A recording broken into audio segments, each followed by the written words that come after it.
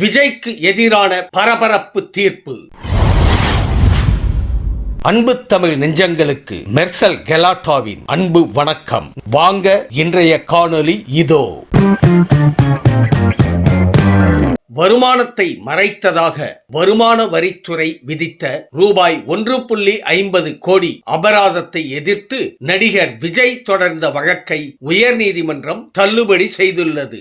மேலும் வருமான வரித்துறை விதித்த ரூபாய் 1.50 கோடி அபராதம் செல்லும் என்றும் உத்தரவிட்டுள்ளது. கடந்த 2015-16 நிதியாண்டிற்கான வருமான வரி கணக்கை நடிகர் விஜய் தாக்கல் செய்த போது அந்த ஆண்டிற்கான வருமானமாக 35 கோடியே 42,91,890 ரூபாய் பெற்றதாக குறிப்பிட்டிருந்தார். இந்த நிலையில் கடந்த 2015 ஆண்டு விஜய் வீட்டில் நடத்திய வருமான வரித்துறை சோதனையில் கைப்பற்றப்பட்ட ஆவணங்களுடன் ஒப்பிட்டு அவர் நடித்த புலி திரைப்படத்திற்கு பெற்ற 15 கோடி ரூபாய் வருமானத்தை கணக்கில் காட்டவில்லை என வருமான வரித்துறை கண்டறிந்தது. மேலும் வருமானத்தை மறைத்ததற்காக 1,50,00,000 ரூபாய் அபராதம் விதித்து கடந்த 2022 ஆண்டு வருமான வரித்துறை உத்தரவு பிறப்பித்தது.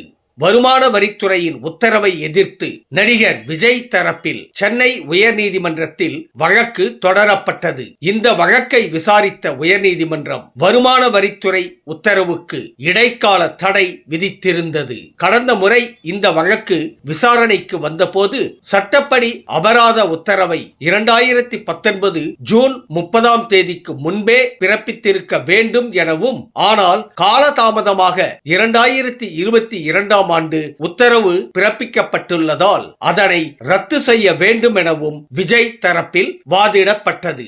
ஆனால் வருமான வரி சட்டப்படி விஜய்க்கு அபராதம் விதித்தது சரிதான் என வருமான வரித்துறை வாதிட்டது. இரு தரப்பு வாதங்களை கேட்ட நீதிபதி தீர்ப்பை ஒத்திவைத்தனர். இந்த நிலையில் இந்த வழக்கில் இன்று நீதிபதி செந்தில்குமார் ராமமூர்த்தி விஜய் தொடர்ந்த வழக்கை தள்ளுபடி செய்து அவருக்கு வருமான வரித்துறை விதித்த ரூபாய் 1,50,00,000 அபராதம் செல்லும் என்றும் உத்தரவிட்டுள்ளனர்.